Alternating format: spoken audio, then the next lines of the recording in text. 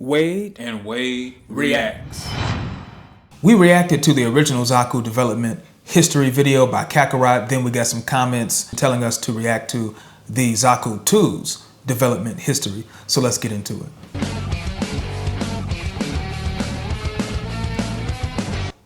Even though the Zaku 1 was the first combat-ready mobile suit that also saw actual combat, the Zeon High Command was still not satisfied. In order to compete with the Federation's numerical superiority, an even more powerful machine was needed. Originally planned as the MS-05C Zaku 1, the unit instead became the MS-06 Zaku 2, retroactively known as the MS-06A Zaku 2 first mass production type.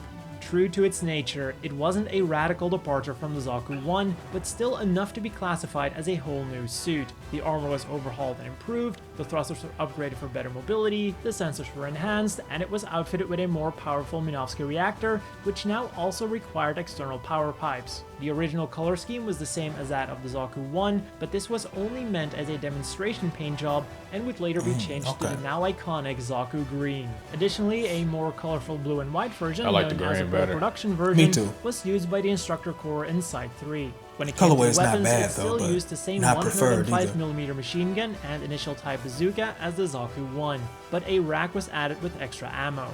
Completed in August of Universal Century 0077, the machine quickly entered mass production, but after around 90 units were made, it was halted by Cecilia Zabi. She feared that the Federation would also produce mobile suit-like weapons, meaning that the Zaku 2 needed anti-mobile suit capabilities. This prompted the development of the Heat Hawk, a mobile suit-sized tomahawk with a superheated blade. Additionally, new armor was developed for the shoulders. On the left shoulder pauldron, spikes were added for better ramming performance, and the right shoulder pauldron was replaced by a shield for better defensive capabilities. This so-called C-type also featured better avionics, a more user-friendly cockpit that was easier to get in and out, and radiation shielding that allowed it to carry out nuclear strikes. The first prototype was completed in September, and it was formally adapted as Zeon's mainstay mobile suit in January of Universal Century 0078. This was also when the production lines were completely shifted from the A-type to the C-type. And with the introduction of the C-type, we also see the traditional Zaku 2 weapons appearing for the first time. The 120mm Zaku machine gun and the 280mm Zaku bazooka. It is believed that of the 98 types produced, 60 would later be upgraded to C-types. These included the machines used by Johnny Ryden and Ian Graydon. Two other units were kept by Zeonic and used to develop the MS-06J Zaku 2 ground type and the MS-06S Zaku 2 commander type. The remaining suits would either be used for spare parts or as training units, serving as a start for many future Zeon aces, like Char Aznable and the Black Tri-Stars. It also became commonplace for trainee pilots to carve their name into the seat of their training Zaku after graduating. When the one-year war broke out on the 3rd of January, Universal Century 0079, it would be these pilots and their C-types that cemented the legendary but equally infamous legacy of the Zaku 2. On the one hand, they reigned supreme on the battlefield, heralding the age of mobile suits and their aces. But at the same time, it was with these machines that Zeon executed Operation British. Proven in battle, the C-type would soon receive another update that would make it last for most of the war. After its bloody opening, the Federation and Zeon signed the Antarctic Treaty, banning all nuclear, biological, and chemical weapons. This meant that the heavy radiation shielding of the C-type was now useless. The removal of this, along with some other small tweaks, resulted in the lighter and more nimble F-type, with the first units already rolling off the production line on the 15th of January. These were then rushed to the front lines to participate in the first drop operations on Earth. And according to anecdotal evidence, everything had to go so fast that crews were still working on these F-types to make them suitable for Earth use as HLVs were about to enter the atmosphere. Even the pilots themselves were helping with tasks such as applying anti-slip rubber mats to the cockpit hatch. Putting aside this rushed start, you know it's cold when Zaku got a coat model of the Zaku, and it became the most produced suit of the war with many variations, upgrades, and customized versions. One of the most striking ones was the Dozel Zabi Custom. Sporting a very ornate gold trim, a custom I think black would look good too, with that gold trim. A spike pauldron on the right shoulder instead of a shield, and some more spikes on the hands for a good measure. and he would frequently use this machine to carry out so-called battlefield inspections, which then turned into impromptu raids on Federation bases along with his friend and bodyguard Shin Matsunaga. But with the Federation's mobile suits slowly appearing on the battlefield, and even Zeon beginning to field newer machines, the Zaku 2 was in need of another upgrade. And so halfway to war, the F2 was developed. The biggest upgrades were extra armor on the chest, reduced weight, and a slightly more powerful reactor that made the F2 more on par with the standard RGM-79 GIM. Along with it, new equipment was also introduced. Solid rocket boosters could be attached to the backpack for a short boost in thrust, the old 120mm Zaku machine gun was overhauled and now also featured a grenade launcher, and a 90mm machine gun was introduced. Its lower caliber allowed for greater firing speed and better penetration. Many F-types would be converted to F2s during the war, and even after the war many would continue to see service, either with Zeon Remnant groups or with the Federation.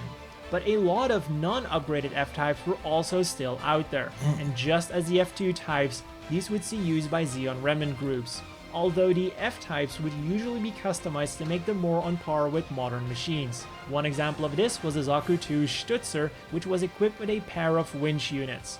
These things had a wire-guided arm each, and also mounted a Gelgoog's beam rifle that was powered by a sub-generator on the back. But back to the 1-year war now. In its closing days, one final attempt was made to create an upgraded mass-production Zaku, the MS-06FZ Zaku 2 Kai. That's clean. Rather than being another incremental upgrade, this was a complete overhaul under the United Maintenance Plan, an attempt to standardize as many mobile suit parts as possible to ease production.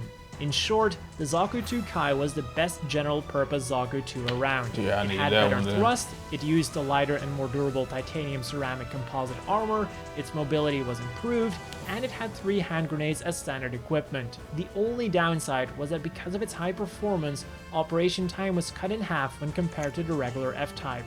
Unfortunately, because it was introduced so late into the war, almost no machines made it to the front line and even less survived it.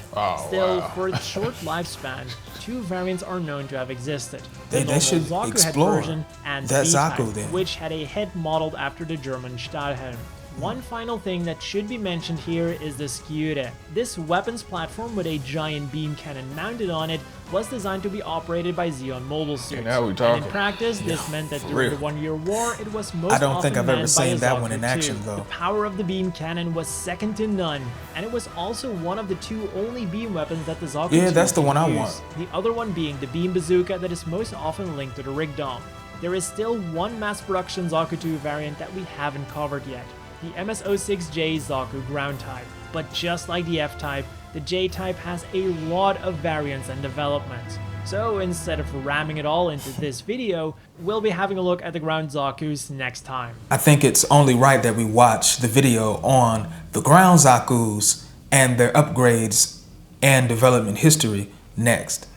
Man, like we always say, the Zaku is one of our favorite suits. I was glad to see that the Zaku was not forsaken and left with the old or the older Gundam series, but I think the Zaku made it all the way up to the Unicorn series. Yeah, I think it did.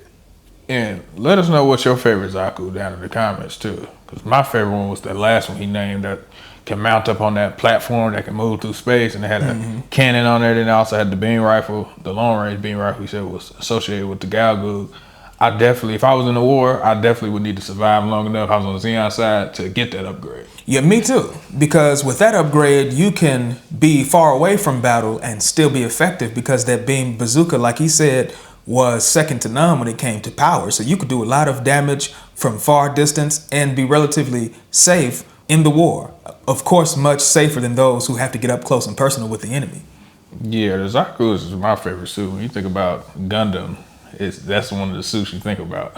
True. That pops up in your mind. Even if you never even watched Gundam, you know what a Zaku is. True. You know it by its design for sure. That does it for our reaction to Zaku 2 development history. Don't forget to leave your thoughts in the comment section. Also like, share, subscribe, and hit the notification bell so that you'll never miss a video from Wade and Wade Reacts. We're out of here. Peace.